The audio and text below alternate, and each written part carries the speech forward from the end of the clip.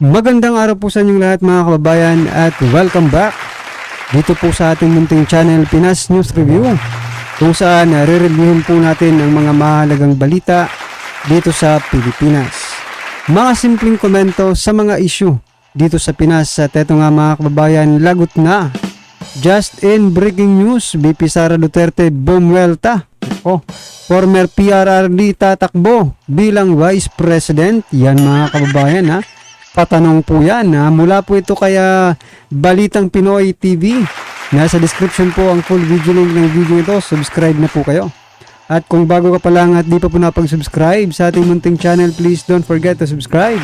At i-click na rin po ang bell notification para updated po kayo sa lahat ng ina-uploads nating reaction video. So ito na nga mga karibyo natin, sama-sama sabay-sabay po natin pakinggan, panoorin at bigyan ng komento ang video ito. Ano kaya ang magiging reaksyon, no? Ikaw na nanonood ngayon, ha? Ano kaya ang iyong reaksyon patungkol po dito na tatakbo or may posibilidad na tumakbo, no? Si VP Sara bilang presidente at si former PRRD bilang vice president naman. Nako. Ha? Ang taong bayan ba ay matutuwa sa ganito, no? Kung ganito ang kanilang tatakbuhan. Nako. Well, anyway, mga karibin natin bilang DDS, mga karibin natin tayo po ay natutuwa. Pero ito, alamin po natin, no, sa video ito kung ano ba talaga. Ito na po. Kumakalat kasi ngayon itong panawagan ng taong bayan na tatakbong presidente si VP Sara, tapos ang vice president po ay si former President Duterte. At matinding tandem ito kung ito ay mangyari. Now, ano bang epekto nito sa mundo ng politika? Kasi siyempre, itong mga kalaban, sina PBBM, itong si Tambaloslos, ano ito? Tapos na ang laban.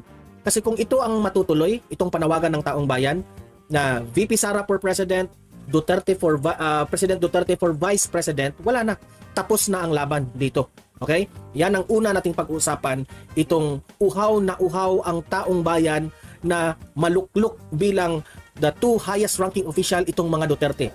VP Sara at si former President Duterte. Yan pag-uusapan natin mamaya. Okay? Talagang si PBBM dyan, mawiwindang, masyashock talaga ang kampo ni PBBM dyan. Okay? Ipaliwanag natin yan mamaya. Pangalawa nating pag-usapan, ito ring grupo, mga kaalyado ng ating Pangulong Marcos Jr.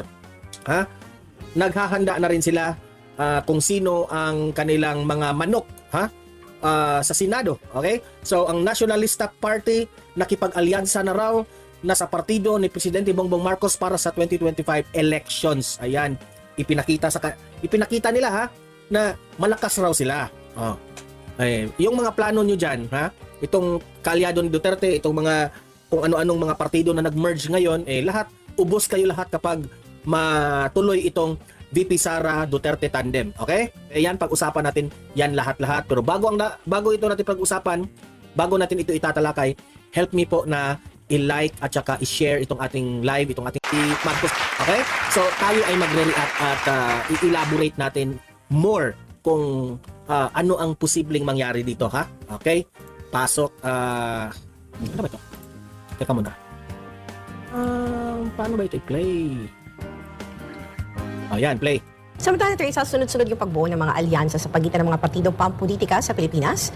Malapit na dahil kasi eleksyon na. At ako ilang buwan na ng attorney sa filing na ng Certificate of Candidacy. At dahil naniniwalang karamihan na bahagi ito ng paghahanda ng sino man na gustong tapatan ang puwersa ng mga Duterte. Pero ang tanong, may laban nga ba? Narito ang komento na aking kapartner dito sa programa. Pakinggan natin ito sa report ni Sara Santos. Yeah, grabe po yung balita, no. Instead po na tapatan yung administrasyon, ay yung Duterte tuloy yung tinatapatan, mga kababayan, di ba? Narinig niyo naman, para tapatan yung mga Duterte. Ibig sabihin, malakas talaga ang na hatak ng tao ng mga Duterte. Kasi kung malakas pong administrasyon, mga kababayan, eto na, paghahalataan tuloy sila Kung malakas po yung administrasyon, yung balita sana para tapatan yung administrasyon, di ba? Mukhang mahina po siguro talaga ang administrasyon kasi instead po na sila ang ibida, di ba? Kung sila dapat ang ibibida. Bakit ganoon? Anong nangyari? Bakit tatapatan nyo ang Duterte? Ha? Ganun ba kalakas? Ganun ba kayo kakabano? Diba? Logically, dapat malakasan ng administrasyon, tatapatan ng administrasyon. Pero bakit ganun? Ganito po yung balita nila, tapatan ang mga Duterte. So yan, para umamin na rin po sila na talagang mahina, no? Mahina po yung administrasyon. Kamakailan lang ay ginanap ang alyansa para sa bagong Pilipinas. Ito ay ang alliance signing sa pagitan ng Partido Federal ng Ito yung grupo ni na PBBM ha.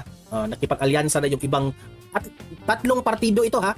To think na tatlong partido. Ano ang mensahe nila dito? Pilipinas o PFP na pinamumunuan ni Pangulong Bongbong Marcos at National Unity Party o NUP. Kakaanunsyo nga lang din ng liderato ng Kamara na inaasahang sasali sa administration coalition ng PFP, ang Nationalista Party, sa katapusan ng buwan. Matatandaan na nauna nang nakipag-alyansa ang partido ni Romualdez, ang Lakas CND, sa PFP noong Mayo 8 na sinundan ng Nationalist People's Coalition o NPC noong Mayo 18. Pero para saan kaya ang mga koalisyong ito? Sabi ng House Speaker, ang hakbang na ito ay para siguraduhin kaalyansa ng Partido Federal ni PBBM ang lahat ng major political parties sa bansa. Ito naman ang naging tugon ni dating Chief Presidential Legal Counsel Attorney Salvador Panelo sa posibilidad na gawin itong panakot sa mga taga-suporta ng mga Duterte. Ito raw ang ginagawa ng kumakampi dito kay PBBM. Pananakot raw ito sa kalabang mga Duterte. Pananakot? Tingnan natin. Kasi kung mangyari itong tandem na ito ng VP Sara at si Tatay Digong, ito lang yung sasabihin ko. Huwag kayong babalik sa PDP, okay? Kasi it will become popular again. Eto nga mga kababayan, dapat nga po sila yung matakot dyan eh. Sila po yung dapat matakot. Kasi iba-ibang ano yan, galing sa iba't ibang partido, di ba? For example na lang mga karibin natin, yung mga supporter ni ng Soto, di ba? Ni Tito Soto. Posible bang maging supporter din yun ni Bong Revilla? Di ba hindi? Hindi yun solid mga kababayan. May iba't ibang ano yun eh. Diba? Kung kay Revilla ka lang talaga. Diba? Hindi ibig sabihin na pati yung iba gusto mo na. Diba? Kasi iba-iba kayo ng ano eh. Iba-iba ng prinsipyo mga karibin natin. Isipin mo tatlo. Tatlo pong iba't ibang partido magni-merge para labanan po ang mga Duterte. Magkakaiba po ito ng mga utak eh. Iba-iba po ang paninindigan nito. Isipin nyo, tapos yung kinuha nyo pang mga kandidato may mga bahid ng korupsyon. Diba? Alam nyo na yung sinasabi ko. I-comment nyo na lang kung sino yung mga may bahid na korupsyon dyan sa bagong Pilipinas slate. Diba? Akala nyo ba malakas kayo? Para dito naman kay Senator Amy Marcos, 'di ba? Diyan rin sa bagong Pilipinas eh. Hindi mo na po makukuha, hindi mo na po mabubudol, no? Yung mga DDS supporter, bistado ka na eh. Ito nga yung opinion ko nung unang vlog na alanganin na rin po, 'di ba? Kasi binibira rin siya ng kabilang kampo eh. Dahil nga po sa pagkampi sa mga Duterte, binibira na rin po siya. Ngayon parang floating na ngayon si Senator Amy Marcos. 'Di ba? Yan, sa sobrang sigurista mo. Ayan tuloy ang napala mo, Senator Amy Marcos. Dahil sa sobrang sigurista na maupo ulit sa kapangyarihan. Yan. Nagdadalawang isip na yung taong bayan kung iboboto ka pa ba or hindi na, 'di ba? Ang taong bayan magsisigaw yan. Duterte tandem. At kayong nandyan sa partido ni PBBM, huwag kayong babalik sa kampo ng mga Duterte. Na manggagamit kayo. Panindigan nyo yan. Kung nakipagkaalihado kayo ni Bongbong Marcos, panindigan nyo yan. Sa Bisaya pa, ulahirang mahay. Duterte. Para bang pinapakita nila, lahat ng partido nasa amin na. Kaya wala na kayong kalaban-laban ako. Nanalo siya dahil ang taong bayan mismo ang nakipag-alyansa. Kaya nga, tama itong si Panelo. Remember Mr. President, yung mga partido So tama po mga kababayan, nanalo po si PRRD dahil dumikit sila sa Duterte tapos ngayon sasabihin nila dito tayo kasi kailangan natin to, magpapanalo sa atin to. Ha? O yan po yung, kayo na lang pong bahala mga kababayan. Kung maniniwala pa rin po kayo sa kanila na mananalo sila ngayon dahil nag-merge silang lahat. Ha? Bakit? Yung mga tao ba noon sa iba't ibang partido rin galing, di ba? Lalo na ngayon, isa lang po ang sinisigan ng taong bayan. Ha? Duterte. Partido na nakipagkaalyado sa inyo, remember this, hindi po ang partido ang magpapanalo sa isang kandidato. Ang magpapanalo po sa isang kandidato ay ang taong bayan. Yan ang tandaan nyo. Kayong mga partido na nakipagkaalyado kay PBBM, baka magsisisi kayo. Baka yan ang dahilan ng ikatalo ninyo. Ha? Huwag kayong magsisisi sa huli. Ha? Tandaan nyo, ang mga Duterte po, malakas pa rin. Sobrang lakas pa rin sa taong bayan. Balikan nyo itong video na ito. Balikan nyo ito. Mananalo't mananalo ang mga Duterte. Tingnan nyo. Sa Duterte. Sinabi pa ni Atty. Panelo na suffering by comparison si Pangulong Bongbong Marcos dahil sa kakaibang tatak ng pamumuno na iniwan ni dating Pangulong Rodrigo Duterte. Kaya nakakaawa rin ang Pangulong Ferdinand Marcos Jr. in a way because he's suffering by comparison. Correct. Totoo yung sinabi ni Panelo. Si Presidente Bongbong Marcos ngayon po, kaawa-awa. So yan, mga kababayan, paano natin hindi maikukumpara, no? Minsan lang tayo nakatikim ng good governance. Diba? Minsan lang tayo nakatikim ng good governance na sana dapat ay ipagpapatuloy. Diba? Pero ano po ang nangyari? Parang yung good governance ni dating Pangulong Duterte, eto no? Biglang, bang! Ha? Bagsak diba? Taob agad Dalawang taon pa taob na yung good governance na iniwan sana ni dating Pangulong Duterte. Yun mga kababayan, yun na po sana. Yung, eto, opinion lang ito yung mga karabin natin Yun na po sana yung magiging ticket, no ni President Bongbong Marcos Jr. para mapaganda yung kanilang pangalan, di ba? Para maging katanggap-tanggap ulit, di ba? Yun na sana naging posible niyang gamitin, no? Ikaw continue na lang niya. Ha? Di ba? Oo nga mga karabin natin bakit hindi niya kinuntinyo?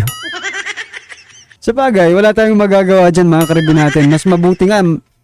Sa bagay, hindi pa rin natin masabing mabuti kasi talong taong bayan Di ba? Talo po tayo. Yun na nga po mga karabin natin. Yun na sana yung ticket ni PBBM para maging maganda, maging malinis ulit yung kanilang pangalan. Kaso hindi ginawa Wala tayong magagawa. Bawi na lang tayo sa susunod.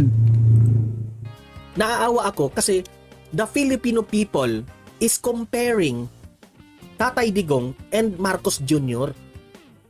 So, ang term na ginamit ni Panelo dito is suffering by comparison. Totoo yan. Nako, mas nakakaawa po yung taong bayan, mga karibin natin. Kaysa po sa kaawaan po natin sila, no? Wag po natin sila kaawaan. Nako po. Sinadya naman nila yan. Maawa kayo sa atin sarili. Diba? Sa taong bayan po tayo maawa kasi tayo pong nahihirapan sa ginagawa nila. Sa palagay nyo po ba nahihirapan sila sa ginagawa nila na dapat natin silang kaawaan? Wag mga kababayan. Parang sinampal ka na nga, nagpasalamat ka pa. Diba? Grabe naman yun. Wag po natin silang kaawaan Ngayon tumatawang mga yan Diba? Busog na busog ang mga diba? Busog na busog po sila ngayon tapos sasabihin nyo kaawaan pa. Kaawaan dahil parang ang lumalabas nito nagpapabiktima pa sila. Diba? Mukhang sila patuloy yung dapat nakaawaan no? Wag na wag po natin kaawaan ng mga ito. Ngayong darating pag sa panahon naman po natin na tayo naman ang magdidesisyon kung sino ang mga uupo dyan. Nako mga kabayan, wag po natin kaawaan ng mga ito. Dahil kapag naupo po sila, hindi naman naaawa sa atin. Doon po tayo sa talagang may malasakit, no? May tapang, nalutasin ang problema ng bayan. Doon po sa may mga malasakit sa taong bayan talaga, yung totoong malasakit, hindi po yung malasakit na ayuda lang hanggang, di ba? Alam nyo po, doon po sa ginagawa nyong ayuda, yung sa palagay nyo po, nabigyan, natutuwa yung nabigyan ng ayuda, no? Kung deserving. Kaso may nababalitaan tayong hindi mga deserving na mabigyan ng ayuda, tapos, di ba, sa speech nila, bago mabigyan ng ayuda, mga binibigpas pa yung farmers, di ba, yung mga mangingisda. Tapos malalaman natin sa katapos-tapusan pala ng pamimigay ng ayuda, yung mga hindi pala farmers at mangingisda ang nabigyan ng ayuda, kundi yung may mga negosyo na nalugi ng pandemic. Nako naman talaga, oo. Huwag nyo na pong bibigkasin yung salitang farmers at mangingisda kung hindi naman po sila kasali sa bibigyan ng ayuda. Kasi nasasaktan lang yung iba parang umasa. Ngayon tuloy, sinisisi pa yung mga nasa barangay. Sinasabi na, isa akong magsasaka. Bakit hindi ako na-mention naman doon sa speech nila? Diba? Ewan ko lang kung dito na sa amin. Kung sa inyo, congratulations, di ba? Kung nabigyan kayong lahat. Mas marami po ang hindi ninyo nabigyan ng ayuda. Ibig sabihin, mas marami po ang may hinanakit sa inyo. Yan ang hindi nyo naisip. Dapat kasi, kapag namimigay kayo ng ayuda, walang kulay-kulay. Kung lahat ng tao, lahat ng pamilya, households, di ba? Bigyan nyo. Pera rin namin yan. Diba?